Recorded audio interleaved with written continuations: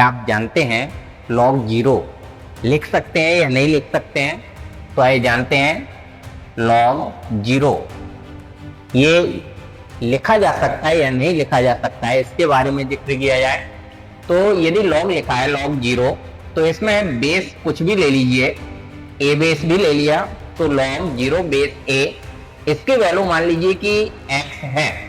और हम जानते हैं कि log में यहाँ होते हैं जो भी मान और यहाँ जो लिखते हैं वो होता है आधार और इक्वल में होती है घात। ये लघुगणक रूप कहलाता। अब इसका घातांक रूप क्या होगा?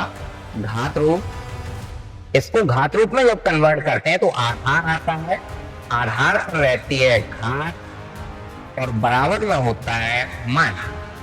जब इसको घातांक रूप में कन्वर्ट किया जाएगा तो क्या आएगा? आधार a है, a पर घात रहेगी x और इक्वल में रहेगा मान। मान है इस पर 0 तो आधार यहाँ पर a पावर x इक्वल 0। अब यहाँ x की वैल्यू जो अपने यहाँ x लिखा था, x की वैल्यू कोई भी पुट कर लीजिए, 0 1 2 3 या फिर माइनस में x की वैल्यू पुट के, तो यहाँ पर कभी भी ये अपनी वैल्यू 0 नहीं देगा क्योंकि a पर पावर 0 भी हो जाएगा तब भी इसकी वैल्यू 1 रहेगी। यानी कि a पर पावर कोई भी नंबर आ जाए लेकिन कभी भी इसकी वैल्यू 0 नहीं हो सकती है, ये पॉसिबल नहीं है, ये नॉट डिफाइंड है।